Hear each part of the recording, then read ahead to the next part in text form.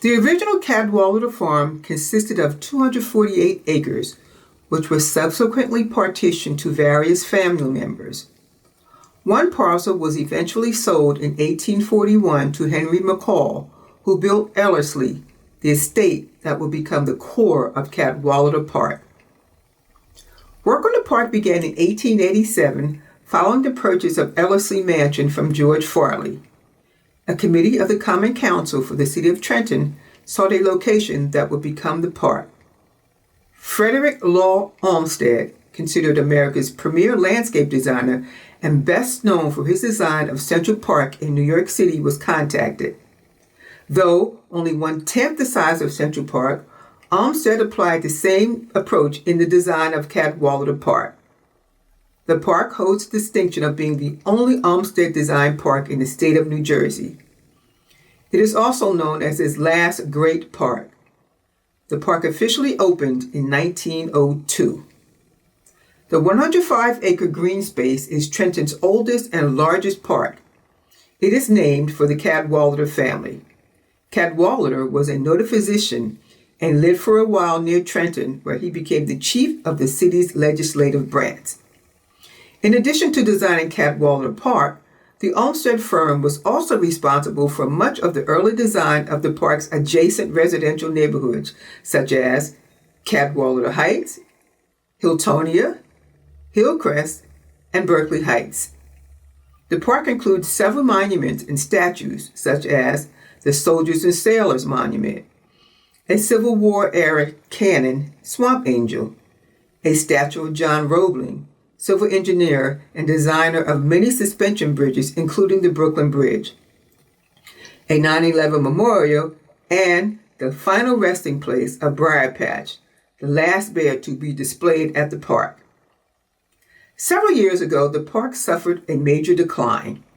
This was due in part to community misuse and decreasing municipal support. However, there are presently steps being taken to improve the park. These steps include the installation of new park benches. In 2022, a boat launch was established on the canal where canoeing skills are taught. This program was introduced by the Department of Recreation, National Resources, and Culture. The program provides kayaks, canoes, and lessons. Repaving of the pavilion. This space is currently used by community groups including Trenton Skates and local fitness organizations. A new improved playground was created. The state-funded tree planting is doing very well. Newly planted trees seem to be establishing themselves. The ash trees formerly in the park were ravished by the ash borer insect. It is hoped the new plantings will keep the park green and pleasant long into the future. What was once the area that included the deer paddock is now the Cadwalader Park Natural Area. It was designed to attract nesting herons, eastern box turtles, bees, and butterflies. Isles, Inc., a community-based development and environmental organization, proposed a plan to convert the former barns located in that area into a nature center. However, they were unable to secure funding for that project. The original use of those barns was used to house the Trenton Mounted Police horses. There are currently 6 park rangers employed by the park.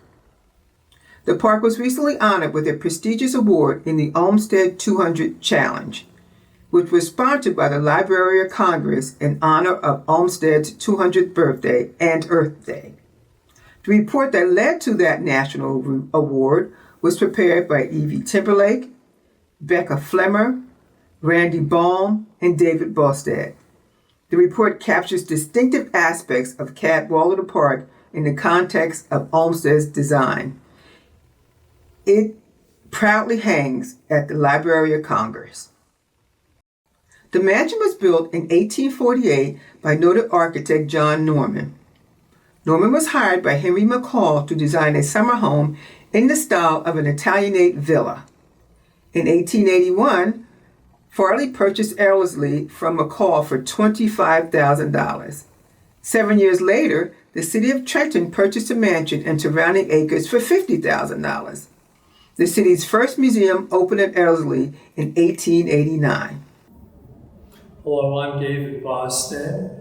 I'm a longtime Trenton resident and a trustee at Cadwalader Park. And how long have you been involved with the mansion and the park? How many years have you been involved? I moved to Trenton in the 1970s for a state job and liked it, loved it here. And so I've been involved with this park since the 1970s and with the museum since the 1980s.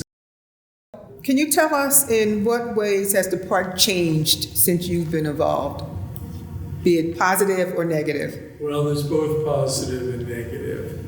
There have been some wonderful events, and you just wish they could always be continued. For example, for several years there was a bike race, which started from downtown, came up State Street, looped around the park, and then went back down for 8 or 9 different loops. So you just wish that could continue, but it wasn't practical to continue that series of bike races. So you miss some of the things that didn't happen. However, other things are on the plus side. For example, there's a pavilion that I can see looking out towards State Street, a pavilion in the park that was rebuilt at enormous expense to exactly match the specifications of the original pavilion, which burned down many years ago. As the city's largest park, what level of municipal support does this park receive? The park has gotten different levels of support over the years, depending on the priorities of the mayor. Mayor Art Holland, beloved in the city of Trenton, was a great supporter of the park and particularly a supporter of the renovation of Ellerslie. Art Holland removed the monkeys that had been converted, a mistake. Mistakes are made in the 1930s. Some people thought it was a good idea under the WPA to get Works Progress Administration money to convert the first floor to a monkey house. It was just not a good idea, and it was Art Holland who removed the monkeys and got the grants with his staff, gave priority to renovating Ellerslie, which was a catalyst for greater use of Cadwalader Park.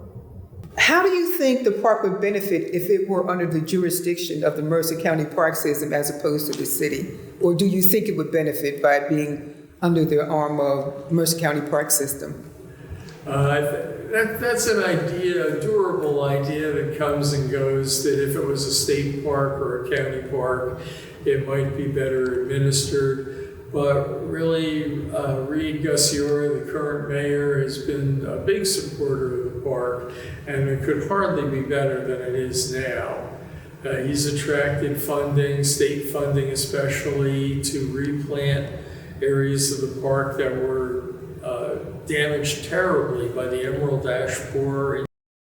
What does the museum and the park do to attract people into the park? Like, what's planned for the park? What type of events are planned for this park and this museum, say, for this upcoming summer 2023? Well, there's a wonderful symbiotic relationship between the museum and the park. The museum attracts people to the park, and people come to the museum in part because they want to see Olmsted's last great urban park. So it's a wonderful symbiotic relationship. The museum continuously has openings during the year, sometimes as many as one a month, but more usually I try to keep an exhibit up for about 3 months. So there's a continuing parade of exhibits at the museum that attract people to the openings and then afterward to stroll at their own leisure.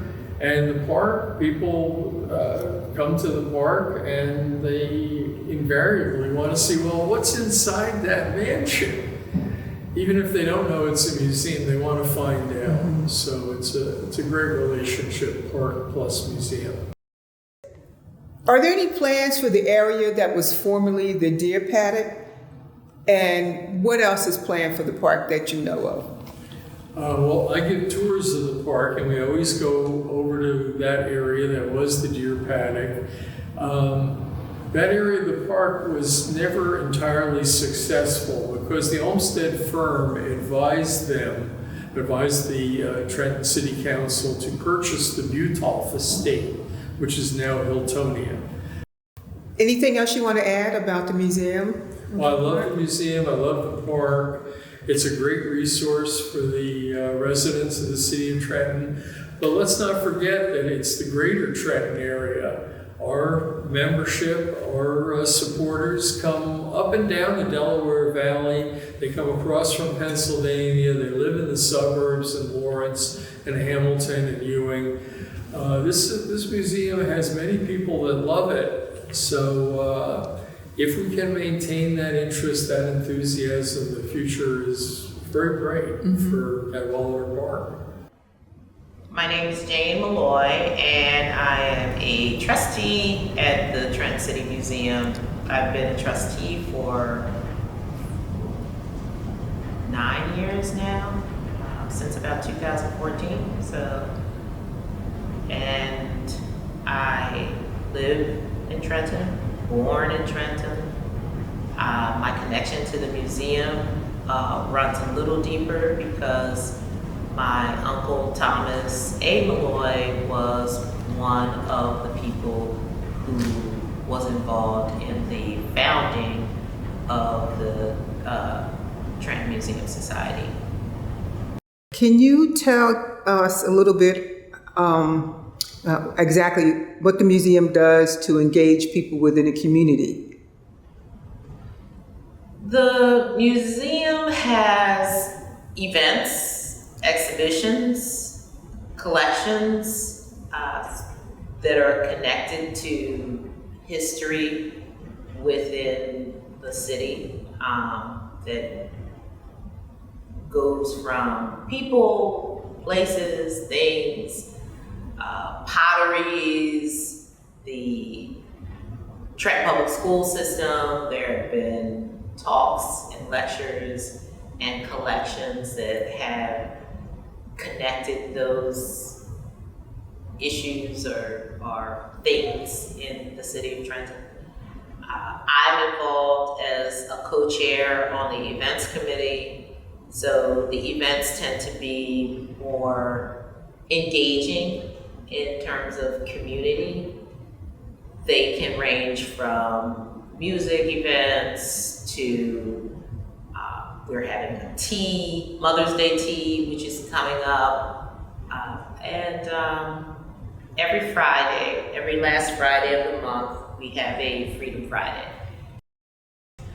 We have coordinated with some other organizations in the city to have African drumming workshop here.